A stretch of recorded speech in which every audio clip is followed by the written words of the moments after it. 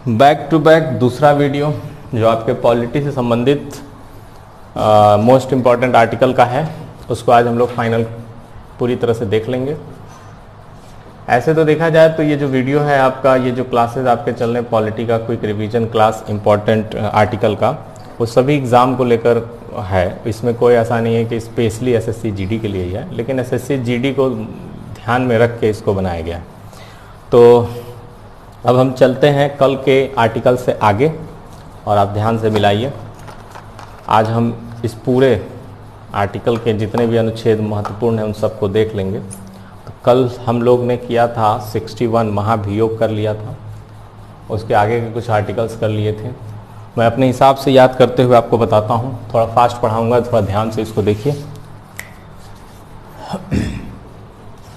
Article 61 तक हुआ है महाभियोग, एक बार चेक कर लीजिए। उसी तो वहीं तक हुआ है ना, 61, 172 क्षमादान और 143, ये मैंने बताया होगा।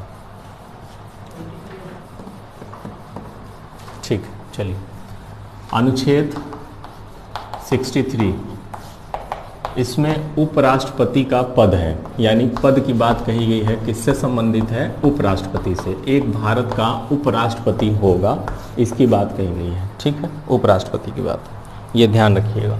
अनुच्छेद 63 में, अनुच्छेद 64 भी उपराष्ट्रपति से ही संबंधित है। इसमें कहा गया है उपराष्ट्रपति राज्यसभा के क्या होंगे? सभापति, राज्यसभा के सभापति।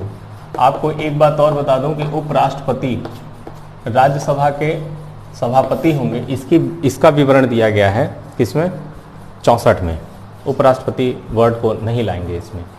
राज्यसभा के सभापति कौन होंगे? उपराष्ट्रपति। यानी जो उपराष्ट्रपति निर्वाचित होंगे, उपराष्ट्रपति इलेक्ट होंगे, वो ऑटोमेटिक क्या बन जाएंगे? राज्यसभा के सभापति। ये याद रखिएगा। 63 के बाद आप आइए 74 और 75, इसको कर लीजिए। 74 और 75 दोनों प्रधानमंत्री से जुड़े हुए हैं, ऐसे याद कर लीजिए तो याद रहेगा। प्रधानमंत्री से जुड़े हुए दोनों हैं, बट एक में प्रधानमंत्री का मंत्रिपरिषद है, जो उसकी टीम होती है, कैबिनेट होती है, जो उसके वर्क के लिए मंत्रियों की एक कैबिनेट होती है, जो प्रधानमंत्री के साथ मिलकर बहुत सारी योजनाओं को क्रियान्वयन कराती है, बहुत सारी योजनाओं को बनाने का काम करती है, हर प्रकार के मंत्रालय को संभालती है। उन सबको हम एक टीम के रूप में मंत्रिपरिषद कहते हैं। अब 75 में दिया गया है प्रधानमंत्री, देश का एक प्रधानमंत्री होगा। 75 के बाद एक शेड्यूल सही करते हुए आइए। 76 में मैंने आपको 76 में है महान्यायवादी। महान्यायवादी ये केंद्र सरकार का एक प्रकार का समझिए तो वकील होता है, जो उनके पक्षों को संसद में रखता है।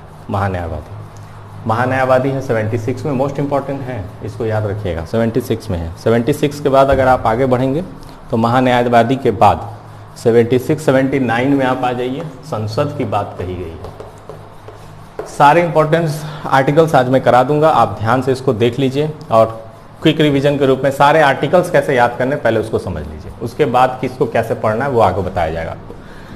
80 में आपके पास राज्यसभा है, 81 में आपके पास लोकसभा है। इतना आपके लिए काफ़ी है। लोकसभा, राज्यसभा, या 80 और 81 में है। राज्यसभा को उच्च सदन कहते हैं, लोकसभा को निम्न सदन कहते हैं। 79 में संसद है। संसद के 3 अंग याद रखिएगा। अगर संसद होगी तो उसके 3 अंग हैं, आप 2 ही अंग में मत फंस जाइएगा, 3 अंग है। एक है राष्ट्रपति, जो कि बार बार मिस हो जाता है बच्चों से, और एक है राज्यसभा, एक है लोकसभा।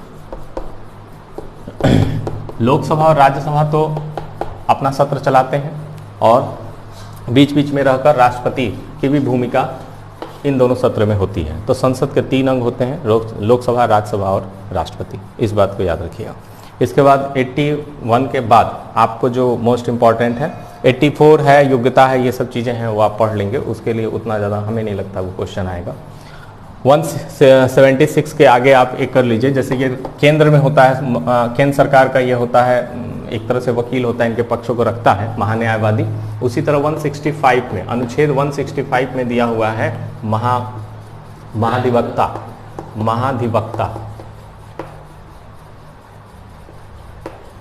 महाधिवक्ता ये राज्य का होता है, जो विधानमंडल में राज्य के, प्रदेश के सरकार का पक्ष वकील के तौर पर रखता है, महाधिवक्ता। तो ये दोनों आप जोड़ सकते हैं, एक केंद्र में है और एक राज्य में है। तो कितना है अंतर देख लीजिए, 76 और 165, ठीक है। इतना आप इसको ढंग से देखकर तैयार कर लीजिए। 165 के बाद अगर आप आगे चलते हैं, 81 के आगे चलते हैं, तो मोस्ट इंपॉर्टेंट आपको देखना है 100। जो क्वेश्चन टफ बनेगा तो ये पूछ सकता है कि जब कोई भी ऐसा चुनाव होता है जिसमें दोनों पक्ष का वोट, राज्यसभा लोकसभा या दोनों, लोकसभा में ही सभी दोनों विपक्ष और पक्ष के वोट इक्वल हो जाते हैं, तो वहाँ पर अध्यक्ष के मत निर्णायक भूमिका निभाती है। यानी अध्यक्ष को भी क्या है, शक्ति है कि उस तरह की स्थिति में आर्टिकल 100 का प्रयोग करके, अनुच्छेद प्रयोग 100 का प्रयोग करके वो चाहें तो क्या कर सकते हैं, अपने मत को भी स्पष्ट कर सकते हैं और उस पर सलूशन निकल सकता है, हल निकल सकता है। तो 100 में ये हो गया। 105 में जाएंगे तो संसद का विशेषाधिकार है, जिसका प्रयोग संसद रह के करती रहती है। संसद के विशेषाधिकार,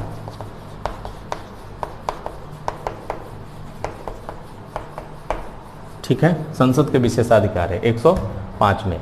फिर इसके बाद है आपका, हाँ, इसके बाद एक शेड्यूल में फिर लेकर चलते हैं। 108 है आपका संयुक्त अधिवेशन।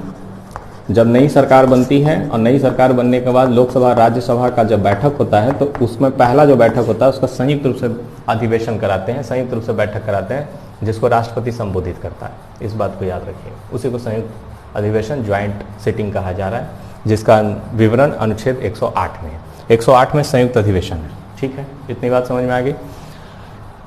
110 में आप जाएंगे, मोस्ट इंपॉर्टेंट है धन विधेयक। धन विधेयक के बारे में आपको अलग से पढ़ने की जरूरत है। कौन सा विधेयक धन विधेयक होगा, इसके बारे में निर्णय लेता है। यहाँ पे लोकसभा के अध्यक्ष की भूमिका क्या है, राष्ट्रपति की भूमिका क्या है, थोड़ा सा डिफरेंट है, तो ये सब डीपली पढ़ने की जरूरत है। 110 में धन विधेयक है, केवल अभी आप इतना याद कर लीजिए। 110 के बाद आप जाएंगे 112 में।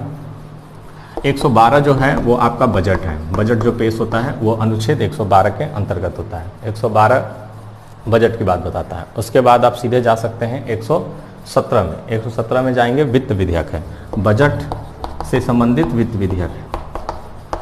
वित्त विधेयक की बात कही गई है अनुच्छेद 117 में। 117 के बाद 123 में जाएंगे तो राष्ट्रपति के द्वारा अध्यादेश जारी होता है, उसका विवरण है।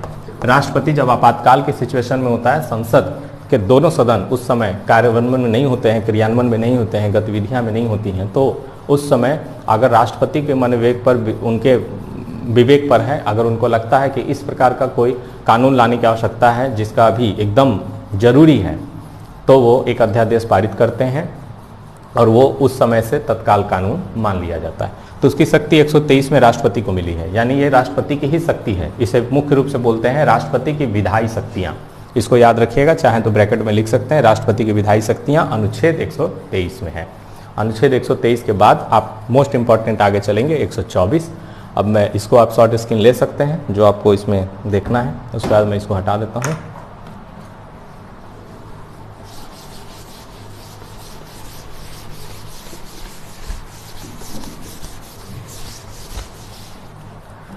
एक 123 के बाद 124 आपका है अनुच्छेद 124, जो सुप्रीम कोर्ट की बात करता है, उच्चतम न्यायालय की। उच्चतम न्यायालय का से संबंधित आपका आर्टिकल 124 है। मोस्ट इंपॉर्टेंट है, ये भी याद रखिएगा। उच्चतम न्यायालय का विवरण दिया गया 124 में। 124 के बाद आप आगे बढ़ते हैं तो आप सीधे आगे चले जाते हैं। एक आपका 148 है CAG, ये भी आजकल पूछा जाने लगा है, कैग, इसके बारे में भी जान लीजिए। सब डिटेल समझेंगे जब अंदर जाएंगे, तो हम अभी इस समय बताने के हालत में इसलिए नहीं है क्योंकि आपको बताएंगे तो वीडियो आपके लंबे हो जाएंगे। केवल आप क्विक रिवीजन कर लीजिए, आर्टिकल आपको याद होने चाहिए। इसके बाद 148 के बाद आप सीधे चले जाएंगे आगे, जो एक शेड्यूल में भी चाहे तो कर सकते हैं, बिना शेड्यूल में भी कर सकते हैं, वो अलग अलग आपके ऊपर है।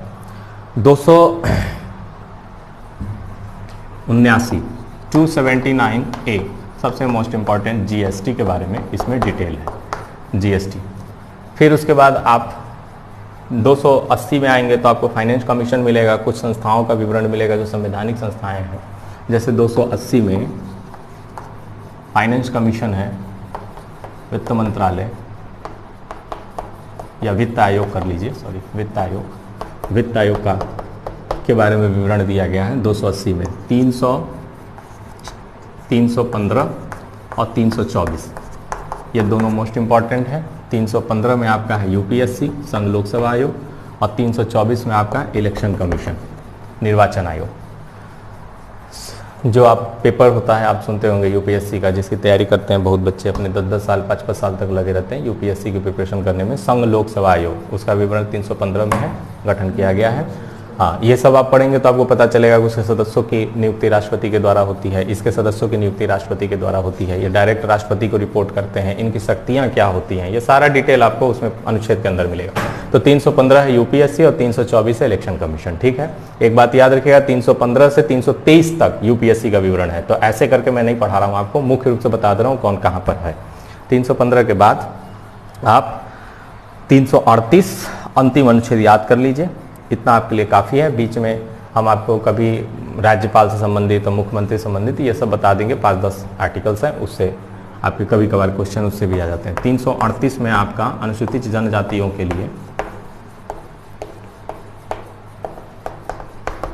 जनजातियों के लिए आयोग का गठन की बात कही गई है। बस इतना लास्ट आपको करना है। इतना करने के बाद आपका क्विक रिवीजन अगर हो जाता है, आर्टिकल्स 2 बार 3 बार क्विक रिवीजन कर लेंगे, तो आप जब पढ़ेंगे इसको, जब डीपली इसके बारे में नॉलेज लेंगे तो आपको याद रहेगा और आर्टिकल मिस नहीं होगा। कभी कभी इजी पेपर पूछता है तो आर्टिकल बता देता है। ये सभी तरह के परीक्षाओं में जो वनडे एग्जाम होते हैं उन सब में ये डायरेक्ट आर्टिकल्स भी पूछा जाता है। इसलिए इसको अच्छे तरीके से तैयार कर लीजिए, और तैयार करने के बाद हम पॉलिटी का जब अब तीसरा सेशन लाएंगे तो तीसरा सेशन में आपको जो जो इंपॉर्टेंट टॉपिक हैं उसको एक बार कंबाइन करके पढ़ाएंगे। जैसे कि अब हम इसके आगे अगर आपको पढ़ाएंगे तो एक बार में केवल आपको हम पूरा मूल अधिकार समझाएंगे, फंडामेंटल ड्यूटीज, जो अगले क्लासेस में आपको मिलेंगे तीसरे पार्ट में। फंडामेंटल ड्यूटीज के बाद फंडामेंटल राइट्स के बाद डीपीएसपी जो राज्य के नीति निर्देशक तत्व हैं, और तीसरा मूल कर्तव्य फंडामेंटल ड्यूटीज आपको पढ़ाया जाएगा। जब ये 3 आप पढ़ लेंगे, प्रयास करेंगे हम कि एक ही वीडियो में या एक ही क्लास में इसको हम पढ़ा दें। जब इसको हम पढ़ा देंगे तब फिर हम चलेंगे प्रेसिडेंट के ऊपर, राष्ट्रपति, संसद, लोकसभा, राज्यसभा, और उसको पूरी विधायिक शक्तियाँ जितनी भी हैं, विधायिका का जो कार्य होता है आपके यहाँ, उसका डिटेल हम एक क्लास में आपको दे देंगे। उसके बाद लास्ट में हमारे पास कंबाइंड रूप से कुछ आयोग बचेंगे, कुछ ऐसी चीज़ें जिनको एक क्लास में कर लेंगे। फिर कोर्ट, हाई कोर्ट और सुप्रीम कोर्ट को एक में कर लेंगे। इन सब को करने के बाद एक समय ऐसा हो जाएगा कि पॉलिटी आपका एक हद तक सभी एग्जामों के लिए लगभग तैयार हो जाएगा। इसके बाद हम दूसरे सब्जेक्ट का भी स्टार्ट करेंगे।